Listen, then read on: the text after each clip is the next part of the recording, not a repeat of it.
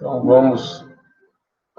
hoje, bom dia a todos, né? Teoricamente, nosso último encontro, tá? Para a gente fechar essa série de debates sobre aquela apostila de pesquisa em engenharia de produção, tá bom?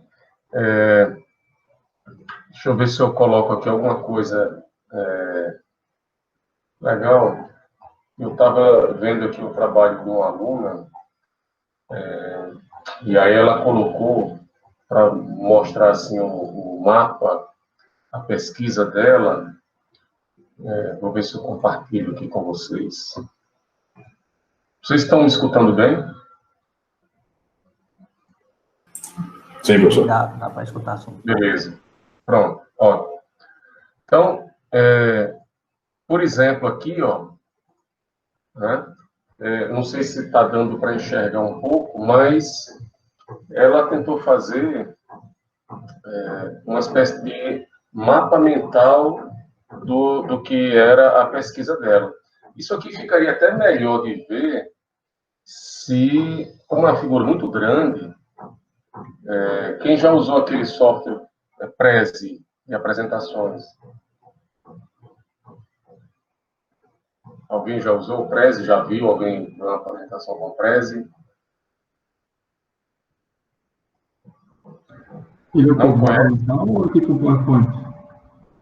Hã? Ele não ouviu falar também, não. Nunca ouviu falar, não. Ele é o que? Um PowerPoint da vida ou é um mapa mental? Já vi sim, professor. É bem dinâmico, né? Mas eu nunca montei, mas eu já vi sim, é bem dinâmico. Pois é. O Prezi, ele é um pouco diferente do PowerPoint, porque, na realidade, é como se fosse uma grande mesa, né? Uma grande prancha, onde, na realidade, a qualquer momento, né, na realidade, a tela está sendo ocupada por um pedaço da apresentação, né? Existe uma espécie de foco. Então, um mapa mental desse, ele é interessante para a pessoa dar uma olhada geral. Deixa eu ver se eu consigo colocar aqui um ponteiro, uma caneta. Então, aqui seria o objetivo da dissertação da pessoa, né? Então, o centro está o objetivo, né? Aí ela colocou aqui uma espécie de um fluxo, né? Que seria, na realidade, aqui é a pergunta, tá? A utilização do sistema, botou uma pergunta, tem interrogação aqui. E aí, aqui seria o objetivo geral, né? Analisar o impacto do sistema, para chegar às conclusões. Para isso, né? Foi feito um referencial teórico que se desmembra aqui nessas áreas, né?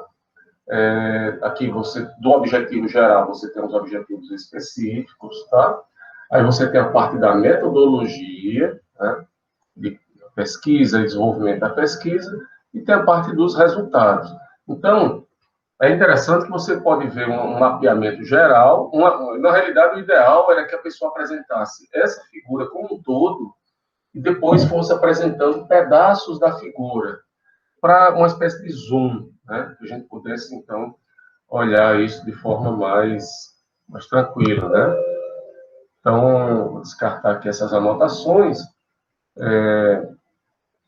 Eu teria também, já também, algumas coisas para mostrar a vocês, mas, por exemplo, tem um site do professor Palazzo, que é um professor lá de computação de São Carlos, que ele colocou um site, um vídeo muito legal sobre publicação e visibilidade das publicações.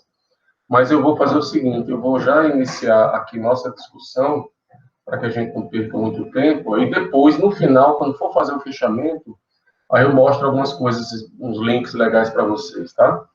Então, vejam que eu também mandei para vocês uma mensagem sobre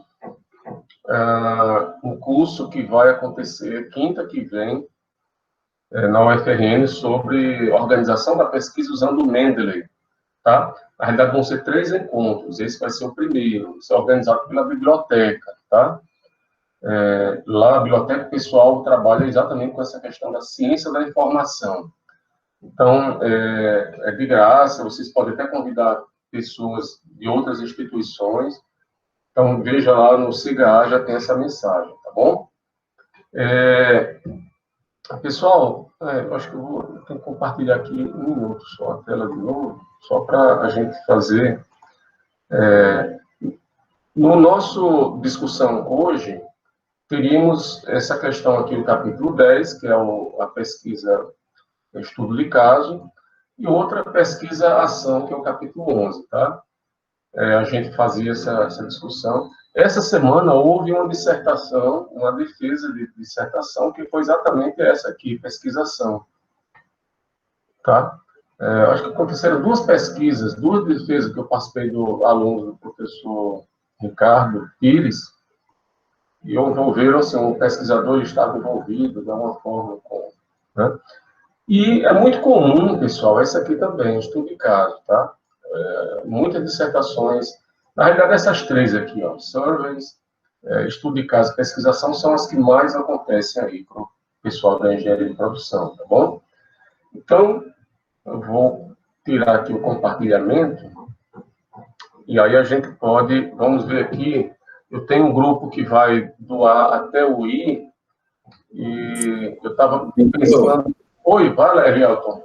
Eu posso apresentar o capítulo 10, se o senhor quiser. Legal. Inclusive, tem a ver com o meu projeto de pesquisa, então, eu achei bem interessante e gostaria, se fosse possível. Então, você já está convocado. Seleção brasileira. Então, Elielton, você tem a palavra aí. Beleza, então eu vou compartilhar aqui. Eu vou cortar meu microfone aqui por enquanto. Tá ok. Só lembrando ao pessoal, Eric, François, Amanda, né, todo mundo aí que também trabalhou nesse capítulo, que ao final, ou durante a apresentação, ou ao final, vocês podem fazer complementações, tá? O objetivo aqui, na realidade, é abrir uma discussão, tá bom? Então... Dá para ver, pessoal? Tá dando para ouvir? Bom dia. Tá, beleza aqui. Tá, tudo ok. Então, pronto. Como eu já até iniciei, né, eu falei que o meu projeto de pesquisa ele tem tudo a ver com o estudo de caso, então eu achei bem interessante esse capítulo, abordei, li bastante, e eu achei que seria legal apresentar se fosse possível. Como o professor aprovou, então beleza. Então, a ideia é falar sobre a estratégia de pesquisa 4, né, estudo de caso. Então, assim, no sumário, aqui um breve sumário só para ficar mais fácil de visualizar, eu vou abordar um pouquinho, os autores, né, abordam um pouquinho a origem do estudo de caso, o que é o estudo de caso e quando ele pode ser utilizado, a implementação do estudo de caso, que aí ele dividir em vários subitens, né, como que seriam as etapas, né, da implementação. Então, definir o projeto de pesquisa, selecionar os casos, desenvolver instrumentos e coletas de pesquisa, estabelecer confiabilidade e validade, analisar os dados, desenvolver e testar hipóteses, comparar com a literatura e, por fim, compor o relatório final. Então, é realmente uma pesquisa que envolve etapas, critérios que precisam ser seguidos, né, e é bastante amplo. Então, a gente vai abordando aí ao longo do tempo, se quiser também alguém interferir, comentar alguma coisa, é interessante fazer essa discussão. Então, primeiro, a origem do estudo de caso, né? Então, o estudo de caso, ele é uma das ferramentas mais antigas de pesquisa, segundo o LEFA 2007, e ele começou a ser usado no início do século XX, né? Então, nas áreas de medicina, como um método clínico. Na área de sociologia e na antropologia, ele foi desenvolvido, aprimorado e é como conhecemos hoje, né? Um jornalista também, o Robert Patrick, ele acabou introduzindo algumas técnicas de reportagem ao método. Por isso que o método hoje, vocês vão ver lá na frente, ele tem diversos instrumentos, né, protocolos, enfim. O estudo de caso, ele acabou entrando em decadência na década de 30 e 40, porque houve um boom muito grande das metodologias positivistas e com foco na pesquisa quantitativa, né? Então, como o método o estudo de caso ele é uma abordagem bem, pode ser todas, mas assim, é bem qualitativa também, a ideia é ser um pouco qualitativa, então ele caiu em decadência nesse período, mas ressurgiu a partir da década de 50 na área da educação, né? Com a Escola de Administração da Universidade de Harvard. Então, lá os professores, eles passaram a utilizar o estudo de caso como oferecendo a oportunidade aos alunos de experienciar a realidade como ela é, né, porque você vai no local, você analisa, você descreve, então você vê a realidade, e preparando eles para o mundo real, né, e também para que eles ficassem cada vez mais independentes com relação aos professores. Então, na década de 70, 60 só é que ele começou a ser utilizado na área de pesquisa, né, então com o objetivo de acelerar o interesse no conceito de teoria fundamentada, por Strauss e Glasser em 97. Então, esse teoria fundamental baseava-se na construção teórica, né, baseada na coletar os dados e também analisar os dados. Então, a partir daí, o estudo de caso foi utilizado com esse objetivo de coleta e análise de dados. Então, ele pode ser considerado uma metodologia indutiva, que se baseia em observações empíricas, focando na interação entre os dados e sua análise. Tá? As descrições e explicações são realizadas com ênfase no processo e no contexto em que se encontram os dados. Então, baseado no que você verifica, que você analisa, que o pesquisador vê, né, que ele encontra nos dados, ele faz aí uma ligação, um paralelo, né, uma explicação, e também vai, como vocês vão ver lá na frente, vai comparar com a literatura já existente, né. Então, o segundo tópico é o que é o estudo de caso e quando ele pode ser utilizado. Olha, é considerado uma das ferramentas dos métodos mais poderosos de pesquisa na gestão de operações, com desenvolvimento de novas teorias, né, principalmente no desenvolvimento de novas teorias. Então, é uma construção teórica baseada na coleta e análise de dados, como eu já falei. Então, existem alguns problemas ou desafios do estudo de caso que é importante a gente colocar aqui. Então, como falado lá no início, eu falei que ele é um estudo bem complexo, com muitos critérios, muitas etapas, então demanda muito tempo, né? E também necessita de entrevistadores habilidosos, né, que possam ter um olhar adequado para poder fazer as análises, as avaliações, as descrições, né, do local, dos locais de pesquisa. O cuidado na generalização das conclusões, esse ponto é bem interessante, a partir de um limitado conjunto de casos. Então, se é um estudo de caso, ou tem vários casos, mas que não compõem um universo geral, eu tenho que ter bastante cuidado na hora de generalizar as conclusões. Às vezes é possível generalizar, às vezes não é possível generalizar. Então, é importante ter essa atenção. Então, e também, que é uma das coisas que a gente, inclusive, debateu muito na disciplina de metodologia, na disciplina de métodos estatísticos. E também a questão de garantir o rigor da pesquisa, né? Cumprir todas as etapas. Então, são os desafios e problemas que temos aí. Podem ter um forte impacto na literatura científica e levar a novas teorias, né? E criar novas percepções e se desenvolver novas teorias. Então, a partir, muitas vezes, do estudo de caso, que as teorias são formuladas. Definido como uma investigação empírica, de acordo com esse autor, que verifica um fenômeno atual em um contexto da vida real, né? A partir daquela realidade, você verifica um fenômeno que existe ali, que pode se transformar numa teoria diferente das que já existem, né? Dependendo dos objetivos para qual ele é usado, tem-se 3 tipos de estudo de caso. Então, ele pode ser exploratório, descritivo e explanatório. O exploratório é uma espécie de estudo piloto, segundo os autores, feito para testar as perguntas norteadoras do projeto. Então, são formuladas perguntas, e aí, numa forma de testar essas hipóteses, perguntas e os instrumentos e procedimentos de pesquisa, ele vai a campo, o pesquisador, e faz esse estudo piloto, né? Então, essa é a forma de estudo de caso exploratório. O descritivo, ele já tem o objetivo de mostrar a realidade, que não se conhece, muitas vezes, mostrar como ela é, e sem se preocupar com fazer relação de causa e efeito, tá? Já o explanatório, ele é mais ambicioso, ele é mais completo, porque ele é o objetivo de descrever uma determinada realidade e explicá-la em termos de causa e efeito. Então, além de descrever o que é visto, o que é observado, ele também faz uma relação de causa e efeito. Segundo o autor Yan, em 2001, ele considera que existem 3 condições para definir a utilização desse tipo de método de pesquisa. O tipo de questão de pesquisa proposto, então vai depender do tipo de questão que você propõe ali, a extensão do controle do pesquisador sobre os eventos comportamentais efetivos, o grau de enfoque em acontecimentos históricos em oposição a acontecimentos contemporâneos. Para exemplificar melhor, eu vou para essa tabela, que tem no texto, no capítulo, ele fala justamente isso. Se eu decido fazer um estudo de caso, eu tenho que ter umas formas de fazer essa pergunta, né? Essa questão de pesquisa, utilizar um como, um porquê, né? E essa pesquisa, ela exige controle sobre eventos comportamentais, do comportamento que existe lá? Não, não exige, então pode ser usado como estudo de caso. Você focaliza os acontecimentos contemporâneos, ou seja, atuais, não em dados históricos ou passados? Sim, então dá para você fazer um estudo de caso ali. Quais são as vantagens de fazer um estudo de caso? Então, ele é usado ao examinarem acontecimentos contemporâneos, mas quando não se pode manipular comportamentos relevantes.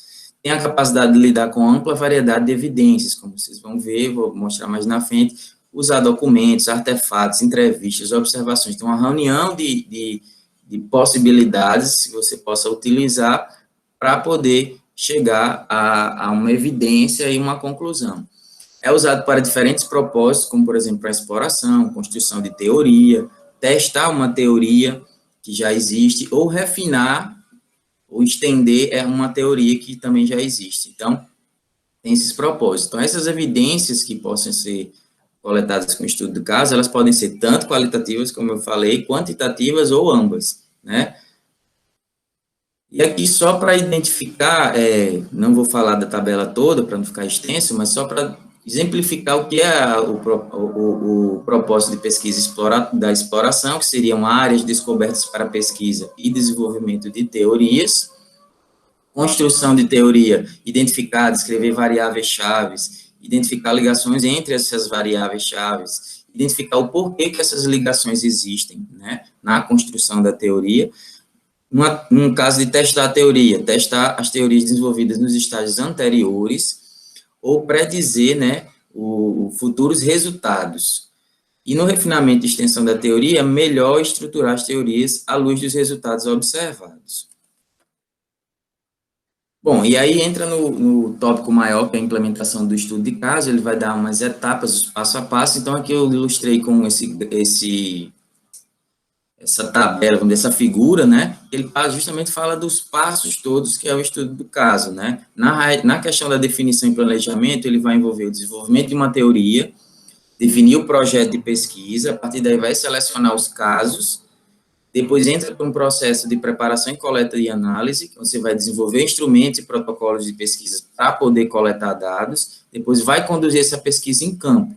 E aí você tem a opção de conduzir ela em um único caso, em 2 casos, enfim, pode ser em vários casos, e a partir daí você vai estabelecer a confiabilidade e validade. Depois, analisar os dados, podem ser intra- e intercasos, que a gente vai citar mais na frente, desenvolver e testar as hipóteses, comparar tudo isso que foi analisado com as hipóteses, tudo, procedimentos, comparar com a literatura, e daí compor um relatório final desse estudo de caso. Então, no primeiro tópico, que é definir o projeto de pesquisa, a estrutura do projeto de pesquisa ela é o ponto de partida para o estudo de caso. É uma sequência lógica que conecta os dados empíricos às questões de pesquisas iniciais levantadas e às suas conclusões, tá? Então, ela trata de 4 problemas que o pesquisador tem que questionar. Quais são as questões que eu vou estudar aqui? Quais são os dados mais relevantes?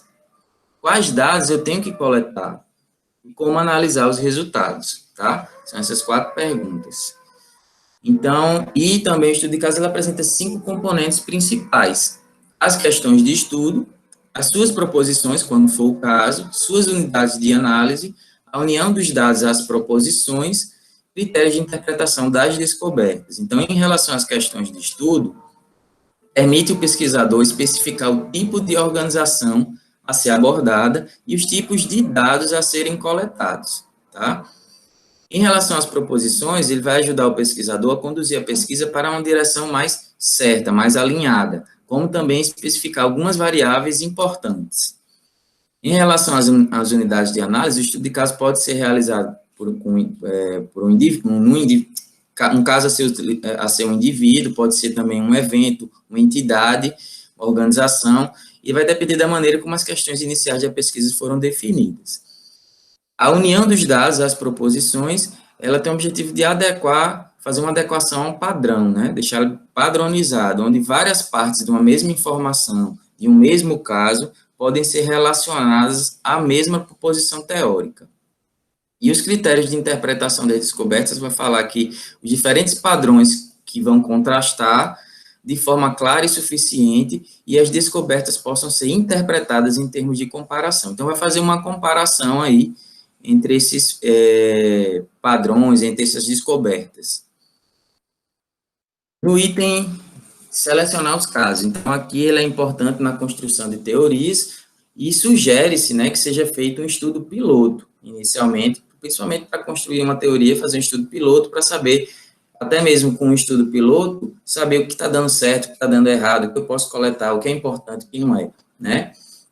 Este pode ser escolhido por várias razões. Então, para eu escolher um estudo piloto, eu posso ter uma razão de que, porque a facilidade dos acessos aos informantes, as pessoas que vão responder os questionários, que vão me dar informações, por uma conveniência geográfica do local, porque existe um local mais próximo, é melhor para eu coletar, a existência de uma grande quantidade de dados, então você tem dois locais que são parecidos, mas naquele local tem uma quantidade de dados maior, talvez não, é melhor fazer um estudo piloto lá, e documentos a serem coletados também, e um local representar o mais complicado dos casos reais. Então, às vezes, o complicado é melhor do que o não complicado. Então, para fazer um estudo piloto, você pega o caso mais complexo, mais complicado, que a partir daí você tem, digamos assim, mais variáveis, mais dados para você poder também comparar.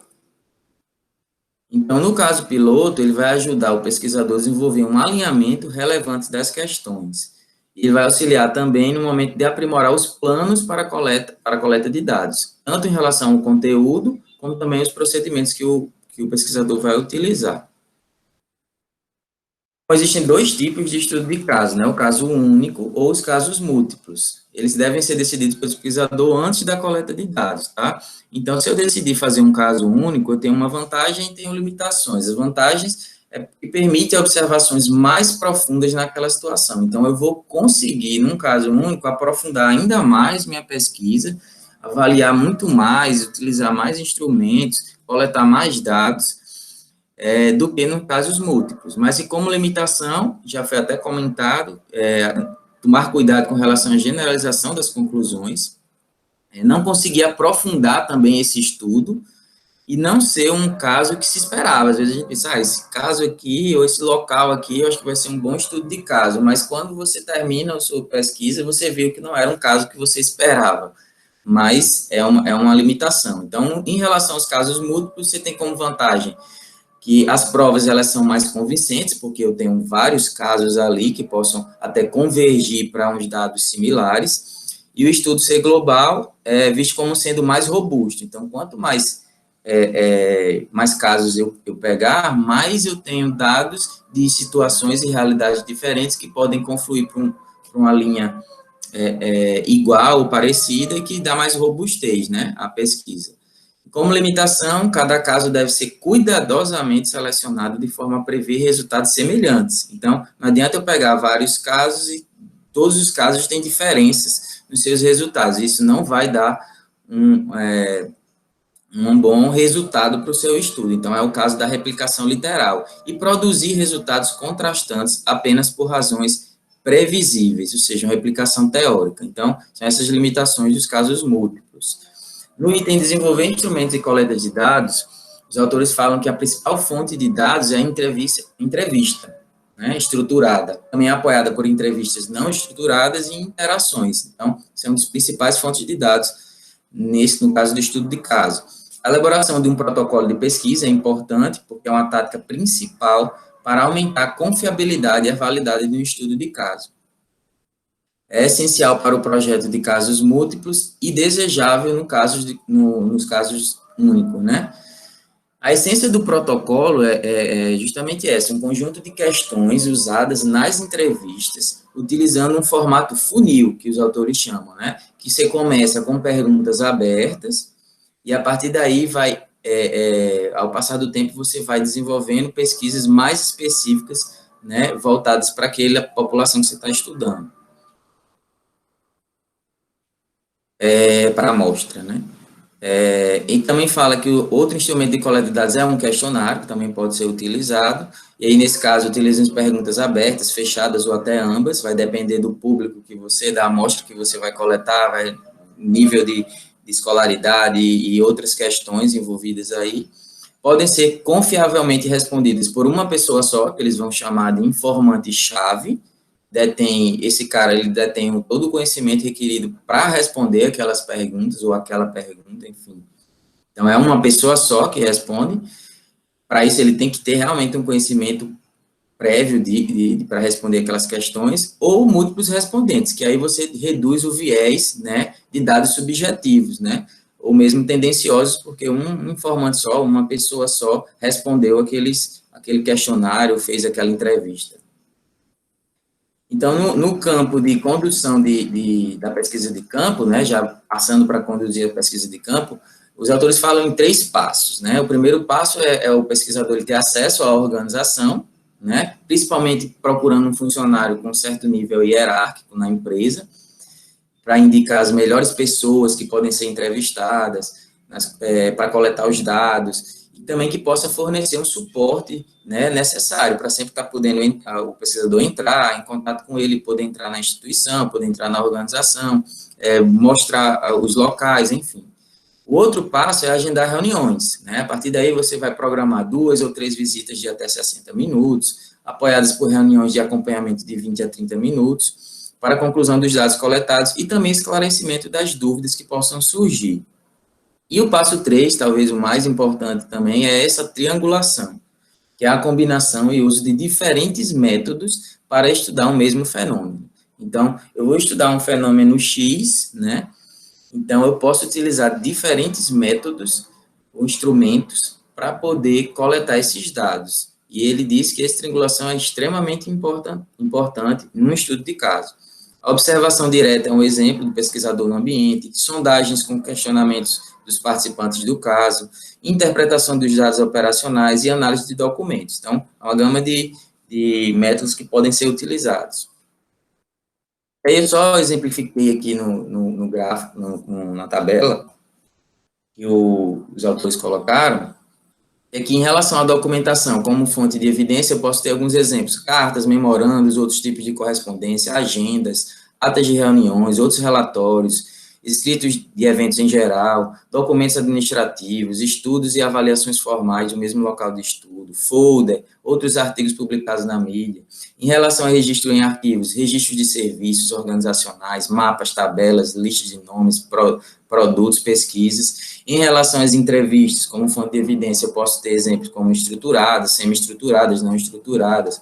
Em relação às observações diretas, eu posso lançar mão das observações de reuniões, visita aos setores da empresa, acompanhamento de atividades operacionais, fotografias, vídeos, enfim. A observação participante, que é quando o pesquisador também participa dessa observação, não só observa como participa.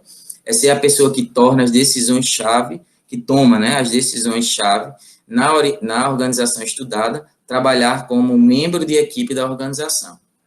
E também artefatos físicos, que ele chama, é um aparelho de alta tecnologia que pode ser utilizado, uma ferramenta, um instrumento, um produto ou uma obra de arte, enfim. Vários exemplos aqui, tá? Só para ficar mais claro essas evidências que podem ser coletadas. Os autores falam também que existem 3 princípios para a coleta de dados que são importantes para essas fontes de evidências, né? Tanto para maximizar elas, como para auxiliar o pesquisador na validação de construto e na confiabilidade. Então, o princípio 1 é utilizar várias fontes de evidência, como eu já falei, a triangulação. É fundamental esse princípio dentro do estudo de caso, para permitir ao pesquisador uma ampla diversidade de questões comportamentais, históricas ou de atitudes, favorece as linhas convergentes de investigação. Então, quando eu utilizo triangulação, eu tenho várias fontes de evidências, e isso facilita eu convergir a minha investigação para aqueles resultados, né? Ajuda na dedicação ao problema e potencial da validade de construto. Em relação ao princípio 2, ele fala na criação de um banco de dados. Vocês devem perceber que a gente, com um monte de evidência, vai ter muitos dados, né? Então, o ideal é construir um banco de dados para poder organizar essa documentação, aumentar a confiabilidade do estudo, E como os principais componentes, você pode usar, você ter as notas para o estudo de caso, documentos para o estudo de caso, tabelas, quadros e narrativas. Você pode categorizar dessa forma. Em relação ao princípio 3, manter o encadeamento de evidências, tá? Então, além de você criar esse banco de dados, o ideal é você manter o encadeamento de evidências.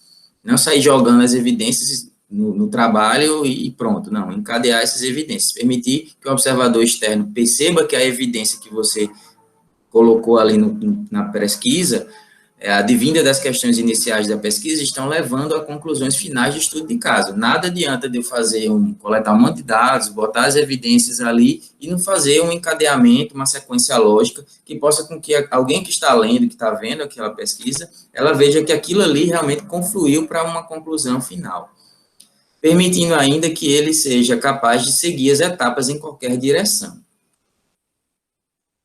Em relação ao estabelecimento de confiabilidade e validade, é fundamental essa questão, certo?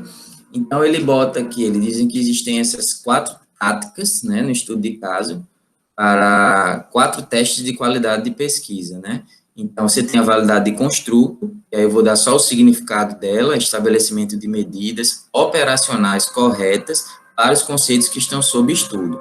Então, utilizar realmente essas medidas operacionais adequadas para os conceitos que foram abordados no estudo de caso, né?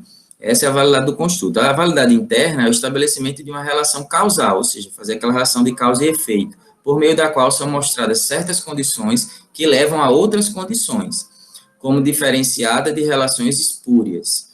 Importante apenas para os estudos explanatórios ou causais. Como eu falei, aquele estudo explanatório, ele aborda não só a descrição, mas a relação do causa e efeito. Então, é importantíssimo, se você faz um estudo explanatório, fazer essa validade interna.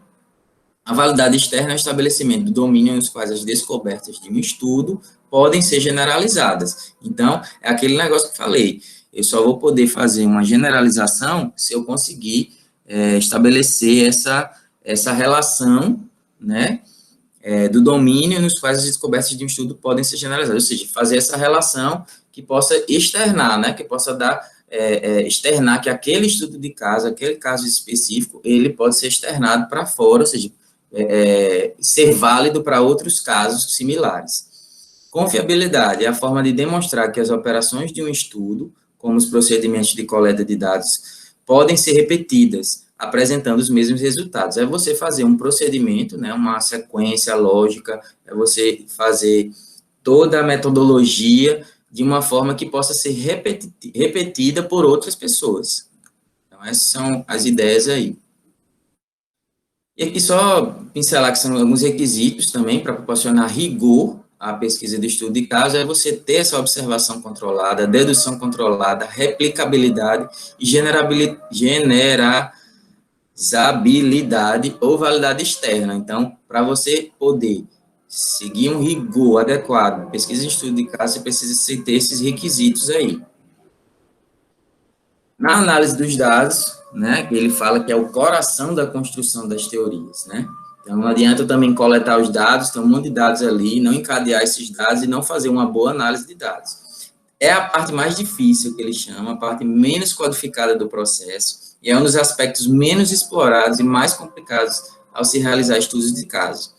O objetivo é tratar as evidências que foram coletadas, né, de uma maneira justa, produzindo conclusões analíticas irrefutáveis, né? Não adianta eu fazer um estudo de caso, coletar os dados e apresentar essas evidências e eu não traçar uma linha de pensamento que gere realmente conclusões que sejam irrefutáveis e também eliminar interpretações alternativas. Então, realmente, você conseguir fazer uma pesquisa em que você possa trazer confiabilidade, validade para isso. A análise dos dados pode ser realizada em 2 etapas. Pode ser uma análise intracaso, que é dentro do mesmo caso, também entre casos cruzados, né, que é a análise intercasos. Então, na análise intracaso, ela é conduzida na pesquisa com grande volume de dados, né? Envolve narrativa por escrito detalhada de cada local, compõe-se da descrição pura e é fundamental para a geração da percepção do pesquisador, tá? O seu ponto de partida é a construção ordenada de dados, e a ideia é construir uma análise de sequência de eventos. Então, na análise intracaso é necessário que você tenha esses critérios aí. Na intercasos, onde você vai fazer essa comparação, né, de dados cruzados, vai ter vários casos ali, cruzar esses casos, a busca sistemática pelos padrões, então não adianta eu pegar vários casos e não padronizar eles, então todos vão ter que ter uma linha de trabalho, uma linha de estudo similar, padronizada. Então, ela é uma etapa-chave essencial para aumentar o poder de quê? De generalização das conclusões extraídas dos casos. Então, para eu poder generalizar, eu tenho que todos esses casos, eles terem similaridades, eles tenham uma padronização no seu método de avaliação e de coleta de dados e de análise. Observar os dados de diversas e divergentes formas. Ele apresenta 3 táticas: a seleção de categorias ou dimensões, seleção de pares de casos e divisão dos dados por fonte de dados. No desenvolvimento e teste de hipóteses, né, já chegando ao final aí da apresentação. O texto, ele realmente, o capítulo é muito extenso, com muitas informações, por isso que estou tentando falar o mais rápido possível aqui. O estudo de caso é usado para testar hipóteses e no desenvolvimento de teorias, né? Então, esse é o objetivo do estudo de caso também, tem que testar hipóteses e desenvolver teorias. Então, esse autor, ele sugere 2 passos para o ajuste das hipóteses. O primeiro é aprimorar os construtos, e segundo é verificar se as relações emergentes entre esses construtos se ajustam com as evidências de cada caso. Então, eu preciso fazer essa relação dos construtos com as evidências coletadas. O Walker, né, 1998, estabeleceu um procedimento geral de 4 passos para a construção de uma teoria. Então, os passos que ele traz são esses. Eu também não vou me ater à tabela toda. Então, a definição de variáveis é o primeiro passo. Então, eu tenho que definir quem e o que está incluído e o que está especificamente excluído da definição. Limitação do domínio. Observar e limitar as condições de quando, ou seja, quando aquele evento é antecedente e onde se espera que o evento subsequente aconteça. Construção do relacionamento, que ele chama de modelo, agrupar logicamente o argumento para cada relacionamento buscando consistência interna, e predição da teoria e suporte empírico, oferecer predições específicas, importante para fixar condições que se prediz uma teoria, testar o modelo por critério para dar verificação empírica para a teoria. O perigo do teste é uma importante consideração. Então, tem que seguir essas etapas, ele considera essas 4 etapas, né, como um procedimento para a construção da teoria. Se você for fazer um estudo de caso que vá objetivar a construção de teoria, é importante que siga essas etapas. E aí, das fases finais, é comparar a literatura, né? Você tem todo o seu estudo de caso analisado, coletado e analisado, e você vai fazer a comparação com a literatura. É uma característica essencial para a construção da teoria, é comparar os conceitos, teorias ou hipóteses emergentes com a literatura. Importância de consultar a literatura, conflitar as descobertas, né, aumentando a confiança dos resultados. Então, se eu pego aqueles resultados, aquelas descobertas, aquelas análises, e faço um conflito, né,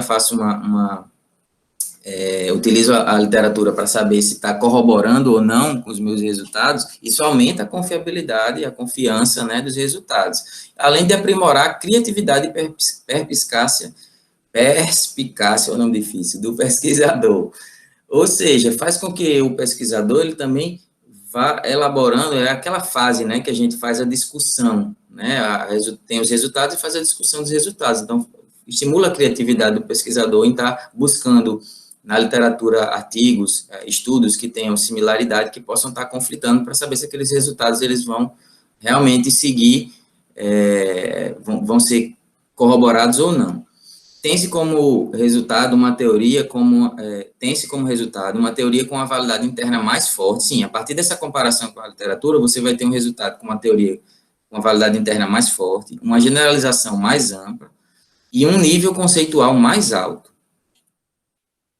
Por fim, a composição do relatório final do estudo de caso, né? Então, depois de todas as etapas, você vai ter que fazer um relatório, e ele não tem uma fórmula padrão, mas ele é ideal e é ideal também que o pesquisador ele inicie esse relatório antes do término da coleta e das análises de dados. Porque à medida que você vai coletando e vai analisando os dados, você já tem que ir compondo esse relatório, porque ele é extenso, senão demora ainda mais tempo para você finalizar, se você terminar tudo para depois começar o relatório.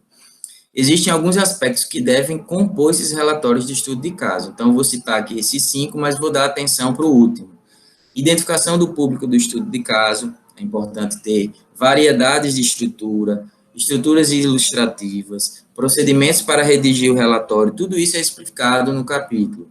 Mas essas características para o estudo de caso exemplar foi que eu vou botar aqui no último slide, para que a gente possa entender como que seria um estudo de caso exemplar. Seria aquele que tenha uma significância, né, deve ser significativo, ou seja, as questões subjacentes forem de importância nacional, tanto em termos teóricos, quanto em termos políticos ou práticos.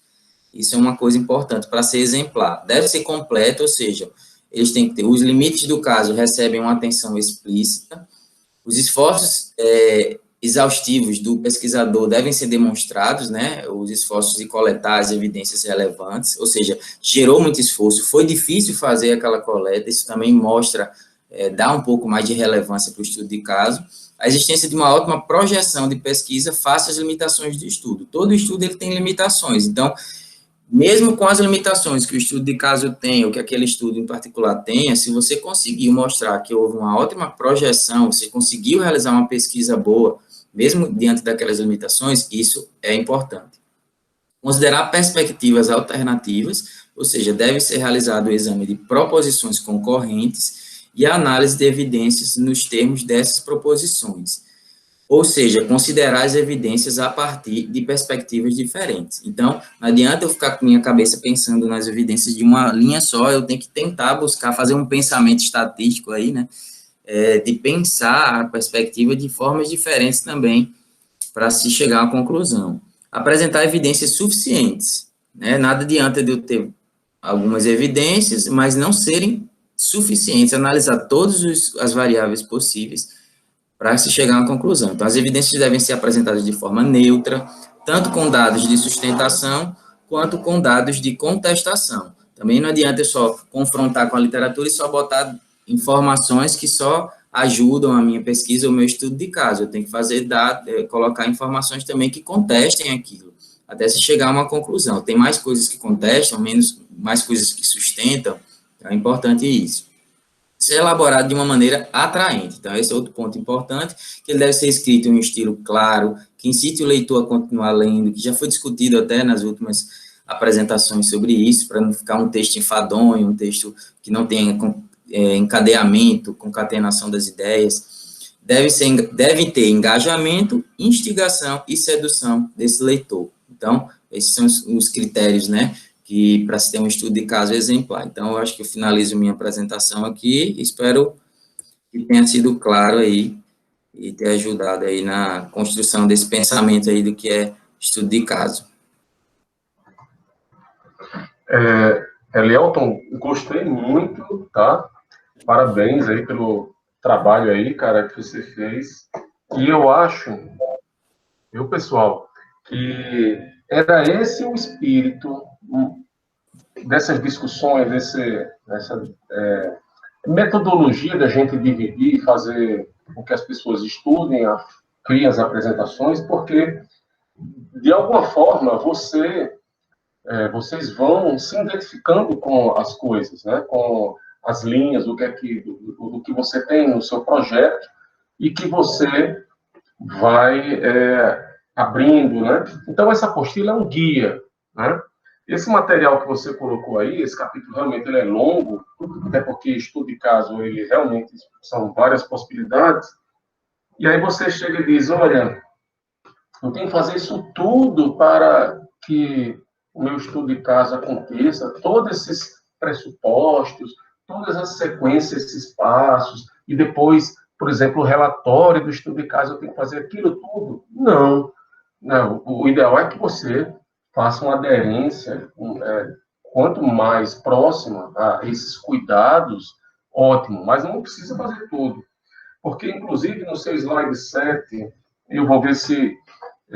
eu vou eu vou criar uma pasta no Google Drive, pessoal, aí eu compartilho esses materiais que vocês estão fazendo, até porque, de repente, tem outros colegas aí que têm interesse em, poxa, gostaria desse material do Eliel, então eu vou, se alguém não tiver problema, se alguém tiver, manda um e-mail para mim, professor, eu não gostaria de compartilhar, mas, em princípio, eu crio, coloco lá as pastas e compartilho lá no CIGA para vocês.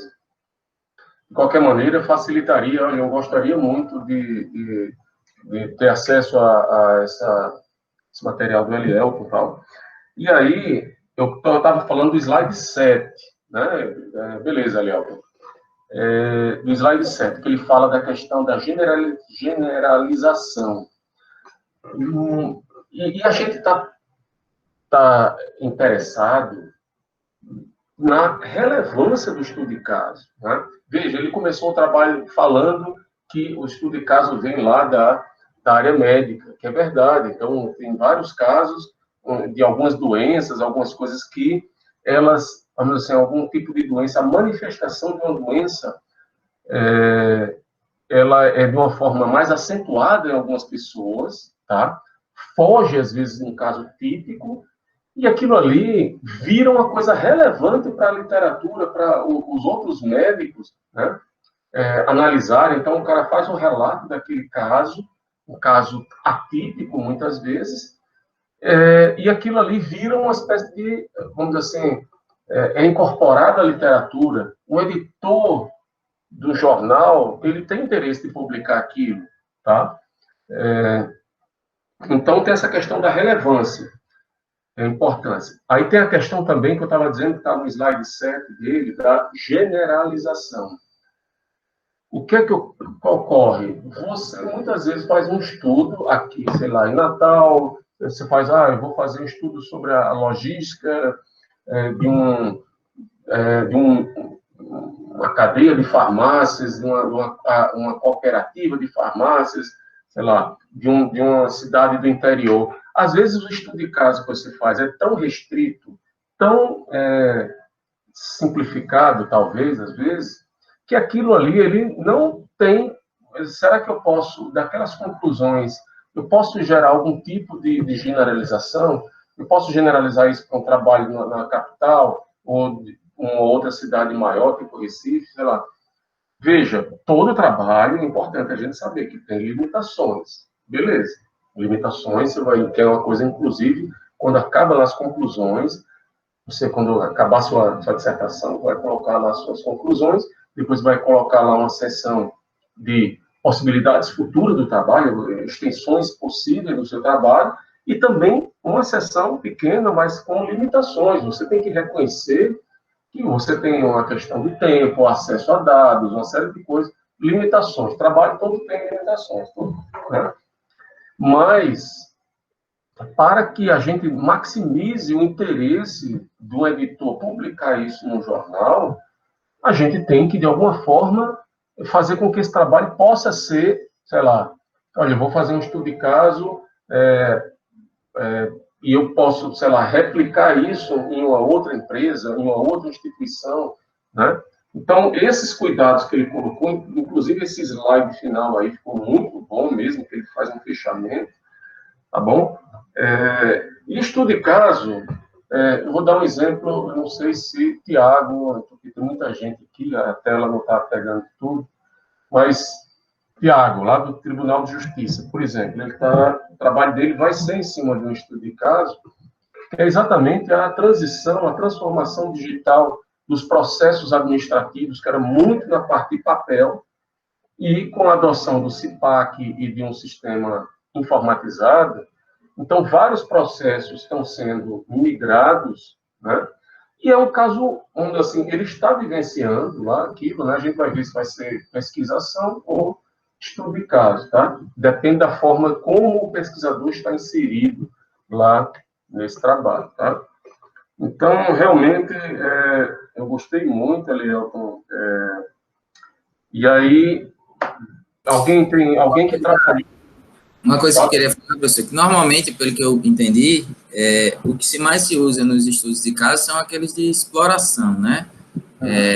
e não aquele tipo exploratório, mas de exploração, não construção de teorias, refinamento das teorias, não. Pode ter, né? Mas normalmente o que a gente tem visto é mais exploratória mesmo, você explorar, fazer aquela descrição, confrontar as ideias, fazer a relação de causa e efeito, enfim. Acho que é o que mais acontece, e talvez seja esse o meu foco da pesquisa também. Legal, legal. Alguém mais trabalhou nesse capítulo, quer complementar, fazer alguma sugestão, alguma coisa? Eu queria comentar brevemente algumas coisas aqui que eu pude anotar. Primeiramente, parabenizar a Elielton, que fez uma apresentação que, sinceramente, todas as apresentações foram de excelente nível, mas eu considero a de Elielton uma apresentação de excelência. Se eu tivesse que dar um destaque, eu daria a Elielton pela apresentação de hoje. Realmente, parabéns. O que eu percebo aí é interessante, porque tudo que a gente vem falando com relação a método, com relação à própria teoria cartesiana, que foi trabalhada lá no início pelo professor, colocou para a gente, o Elielton, quando coloca lá num slide dele a questão de é necessário que se tenha acesso, né? E aí o estudo de caso, quando a gente fala em acesso, se a gente se propõe a fazer em empresas de pequeno porte, a gente tem dificuldades, porque a quantidade de funcionários é menor e a gente pode acabar tendo informações distorcidas, né?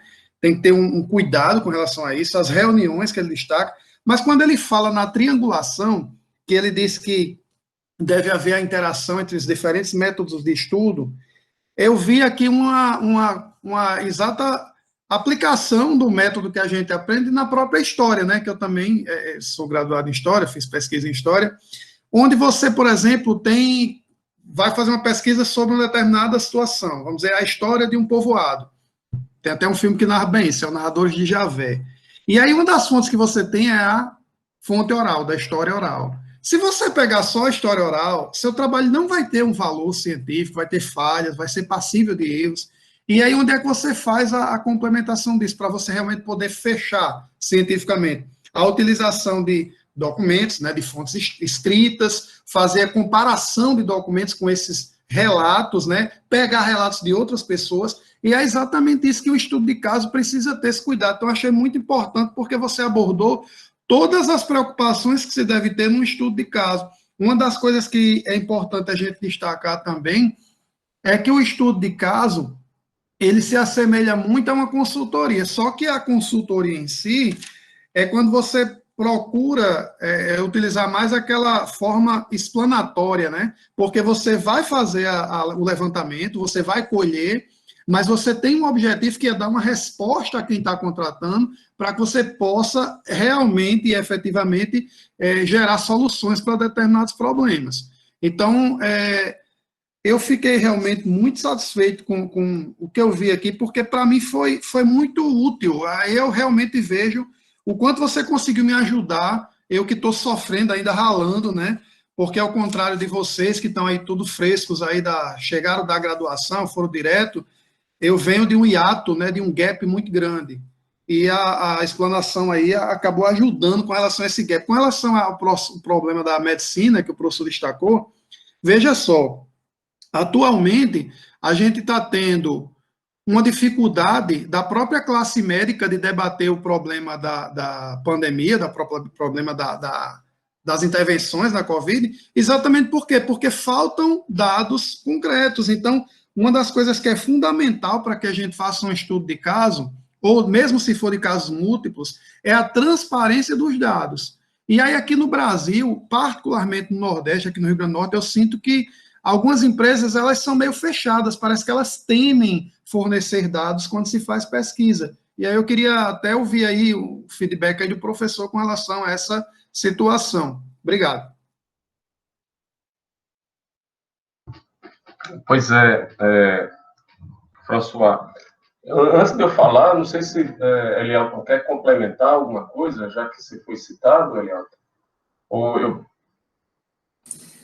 Não, professor, eu só agradeço aí aos colegas as felicitações, parabenizando aí, mas assim, eu acho que assim, é justamente isso que o François disse, quando eu li o texto, que fiz a apresentação, me abriu muito a cabeça, assim, né? Então, eu quis transparecer isso para a sala, né? Para que todo mundo pudesse também, quem tivesse interesse em fazer estudo do caso, conseguisse visualizar bem, como eu também estava começando a visualizar. Assim como o François, eu também estou nessa luta, nessa batalha ainda, não vim de faculdade recente, já trabalho há um tempo, e estou nessa luta de decidir como que vai ser, né?